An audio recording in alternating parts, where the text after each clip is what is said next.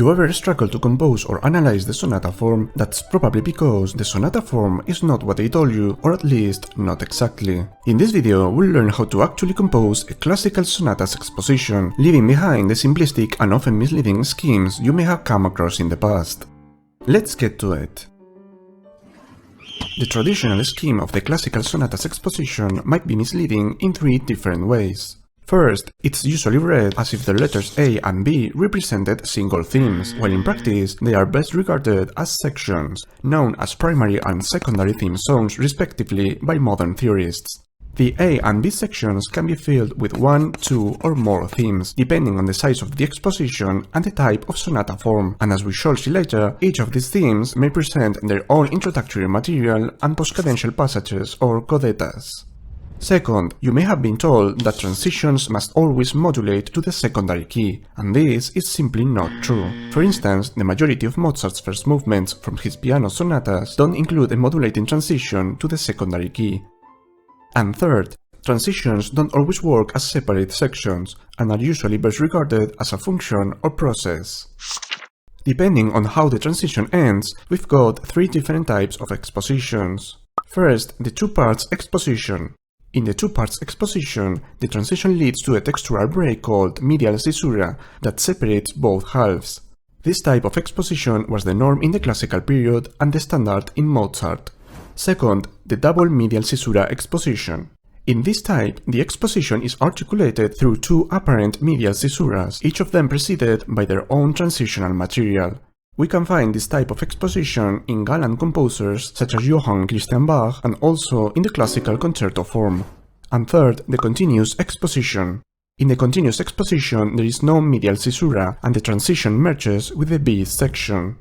This type of exposition was typical of early types of sonata forms, such as in Domenico Scarlatti's, but in the classical period it was mostly unused except from one major exception, Joseph Haydn. In this video we'll focus on the first type, the two-parts exposition. The sonatas exposition is a narrative form based on the contraposition of musical events. This works on two complementary levels, tonality and rhetorics. Tonal contraposition means that both halves will revolve around two different contrasting keys. If this tonal contraposition is missing, then we don't have a true sonatas exposition.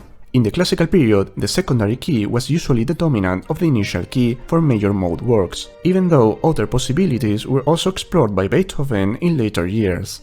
For minor mode works, the standard secondary key was the third degree of the initial key and less commonly its dominant. From the rhetoric point of view, each half follows a parallel narrative arc, in which an initially stable area is continued by an energy gain process that leads to a cadential closure. In the first half, this cadential closure is usually a half cadence, while in the second half it's always a perfect authentic cadence. Hence, the whole exposition conforms a period-like structure, in which the second half resolves what the first one had left open.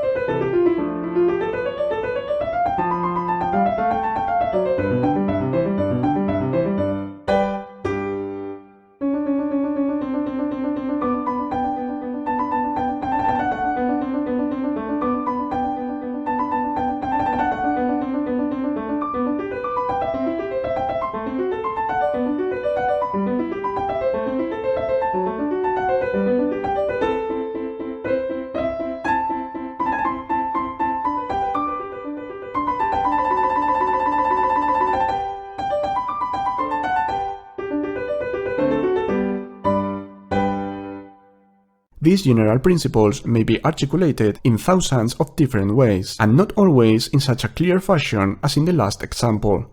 In the following part, we'll learn how Mozart deals with each section one by one in his piano sonatas. The primary theme zone fulfills three major roles, stating the initial key, the general character of the movement, and its essential motivic content. Depending on the type of opening strategies, we can distinguish the following types. First, the direct thematic opening. The exposition starts directly with a tight-knit theme, either a sentence or a period, with no introductory material.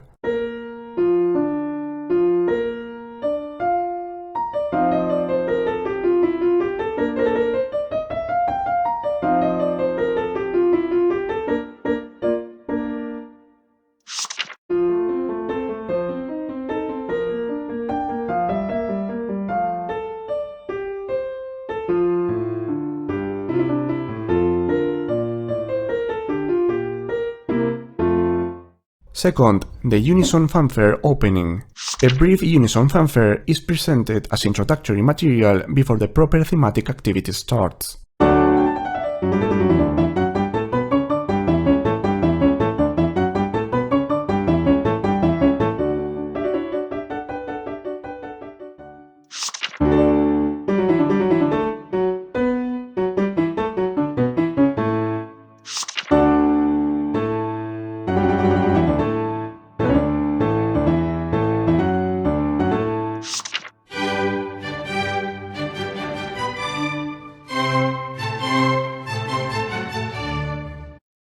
Third, loop openings. A brief and energetic introduction is repeated twice before proceeding to a contrasting theme.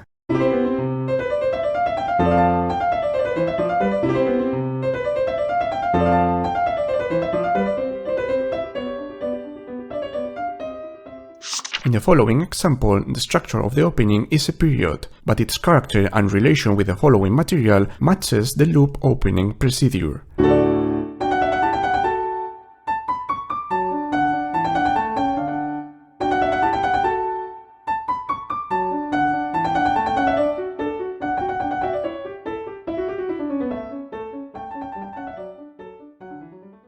And fourth, the sequential opening.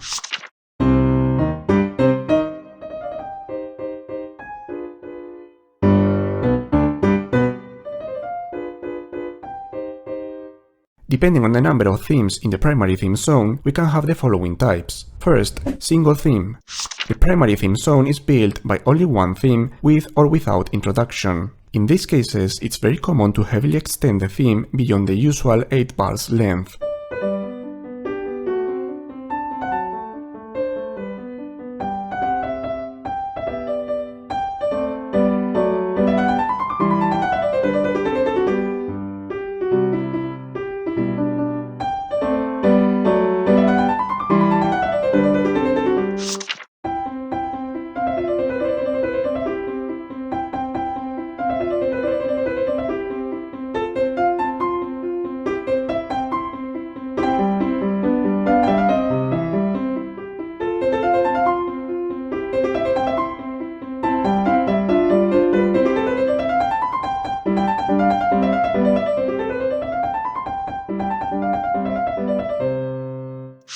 In the following example, the theme is repeated varied.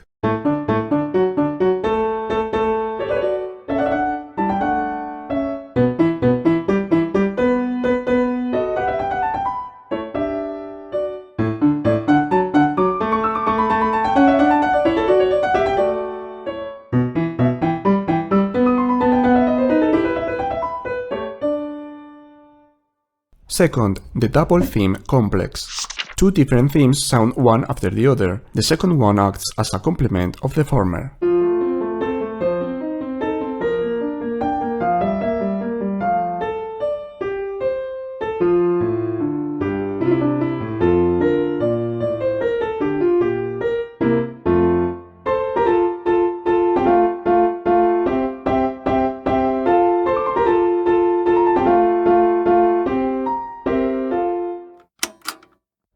The transition is the process by which the first half of the exposition builds up expectation towards the final half cadence. This expectation might be achieved by different procedures such as fragmentation of the motivic content, sequences, and an increment of the dynamics, energy, and harmonic tension. Sometimes these elements are present from the very beginning of the transition.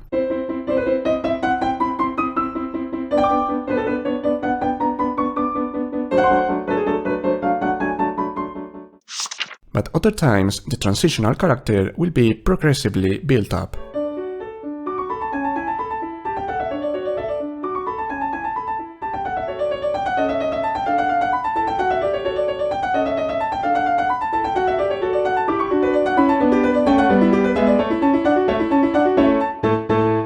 Depending on how the transition is linked to the primary theme zone, we distinguish the following types. First, the autonomous transition. These transitions are built as separate sections that start after the primary theme zone has concluded.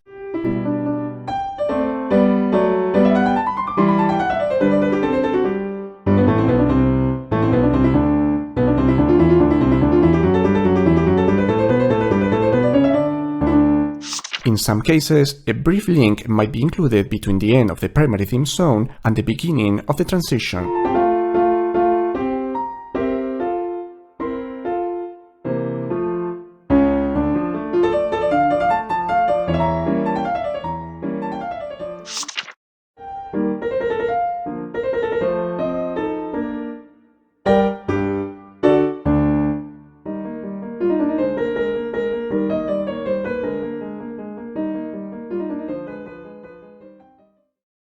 Second, dissolving continuation. This happens when a theme that apparently belongs to the primary theme zone starts behaving as transition midway, before a proper cadential closure has been reached.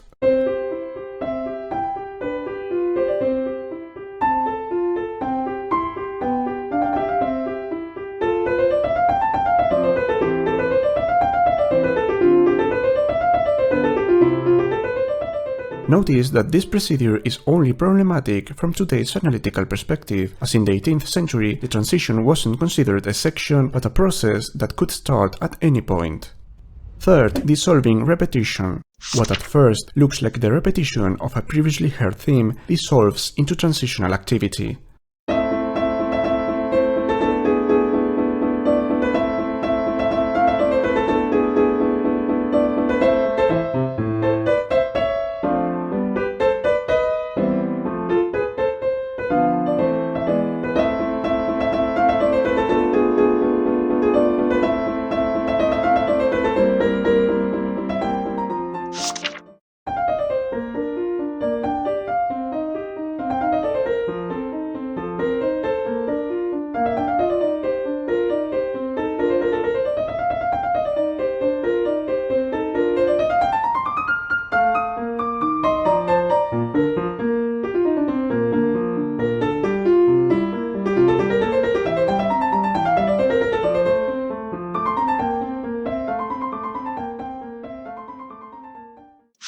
The type of half cadence the transition leads to is another crucial factor. Tonic to dominant or subdominant to dominant half cadences were considered the weakest ones in terms of harmonic tension.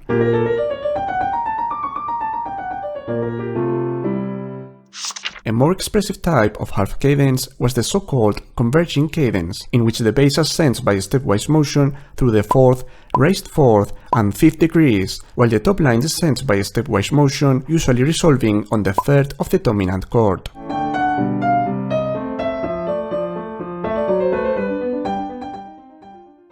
An even more intense type was the augmented 6th half cadence, in which the predominant chord presents an augmented 6th interval between the bass and any other voice, and both of them resolve to the dominant by contrary stepwise motion.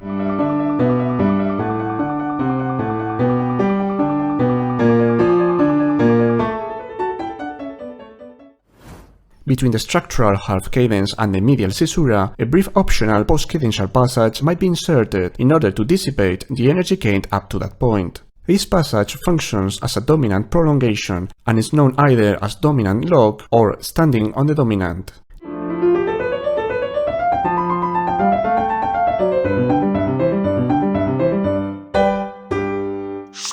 Depending on the transition's length and complexity, the dominant lock might appear as a rather extensive passage.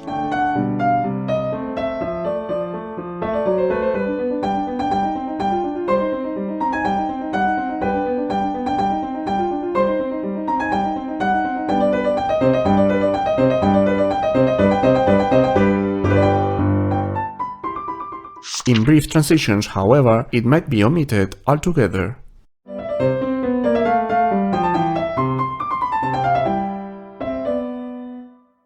As we explained earlier, the medial caesura is a structural break that separates both halves of the exposition. This break is usually presented as an explicit rest.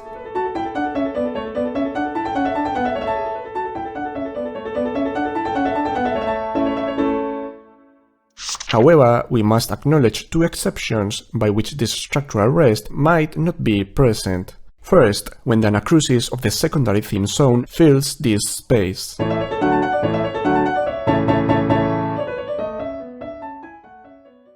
And second, the so-called medial caesura fill, a leading passage that connects both halves of the exposition.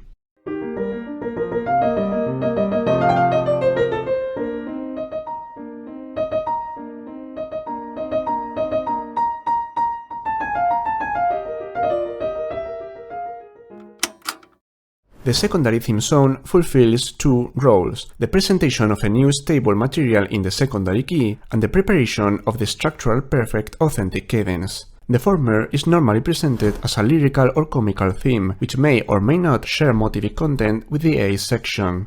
On the other hand, the latter usually behaves like the display episode from the concerto style, which consists of virtuosistic passages that revolve around the increment of the harmonic tension, fast arpeggios, and a final strong cadential 6/4. Optional recurrent features of the display episode are the tonicization of the subdominant or the relative minor before the final cadence and the presence of a characteristic final trill.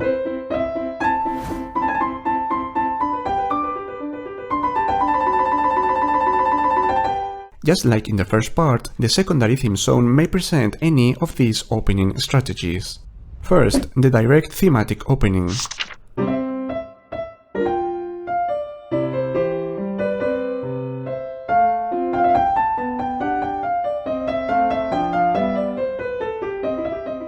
Second, the vamp. The accompaniment of the initial theme is introduced beforehand.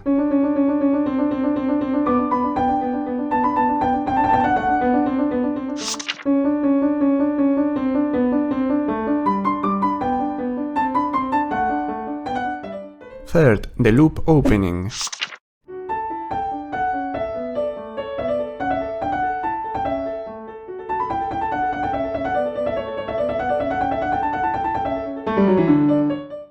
And fourth, the sequential opening.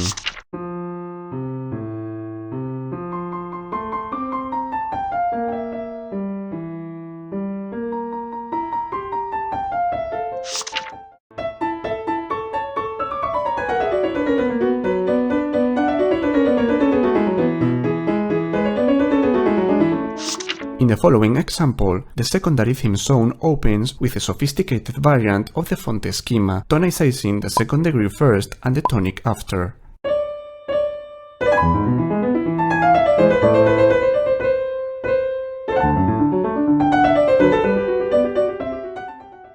Depending on how the secondary theme zone behaves, I distinguish the following types. First, single theme and display episode.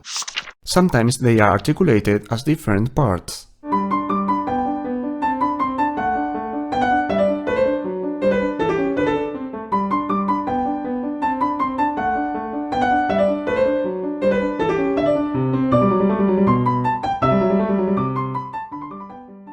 And other times, the initial theme simply dissolves into the display episode without the cadence in between.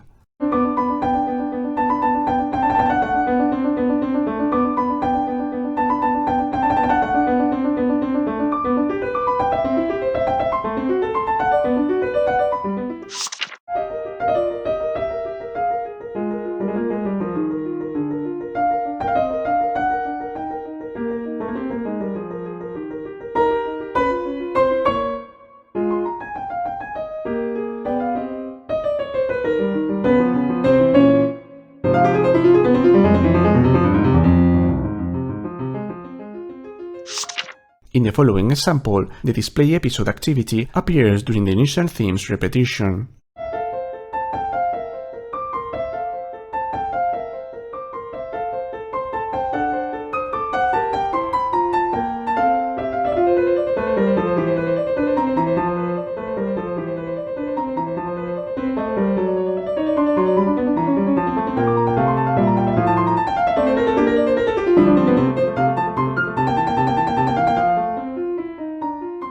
Second, double theme complex with display episode.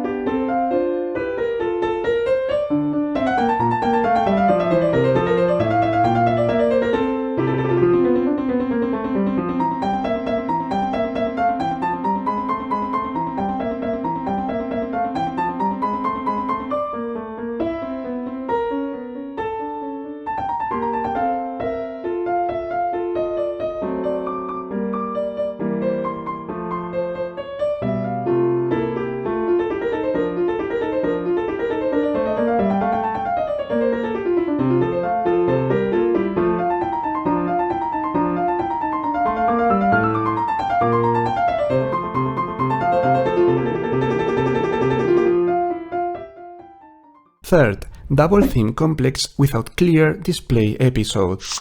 In these cases, the usual rhetoric of the display episode is either missing or heavily softened.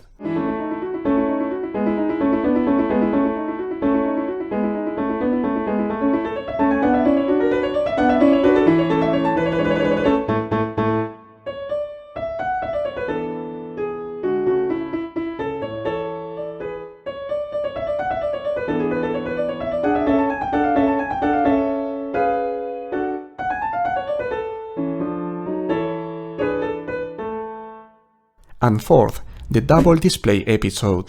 This technique may be combined with either of the previous types, and it happens when the first display episode fails to reach a satisfactory perfect authentic cadence and is immediately followed by a second one. In these cases, it's very common that both episodes are connected by a sudden energy drop.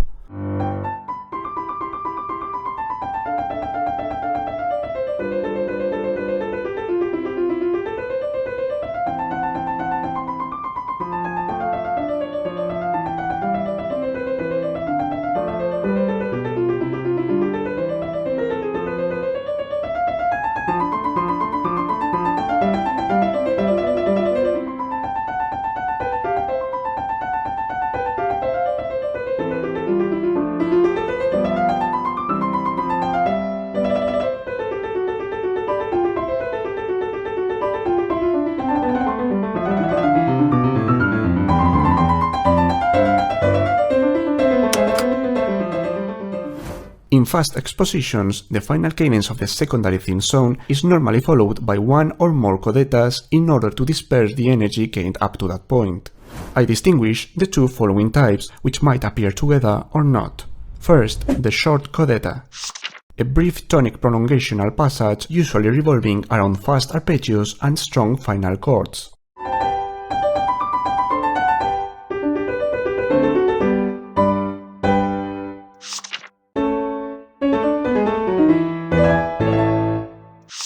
In some cases, short codetas may end with a soft dynamic for expressive reasons.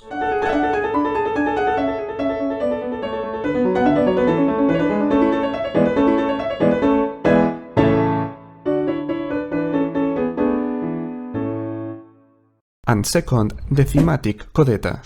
Thematic codetas are more elaborated structures which may include their own cadential progressions and usually display a lyrical character.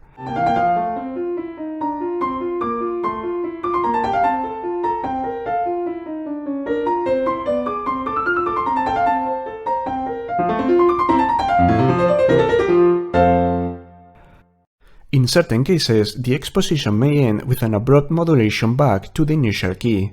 This is called retransition, and for tonal reasons, it only appears in movements that also include a coda in the recapitulation.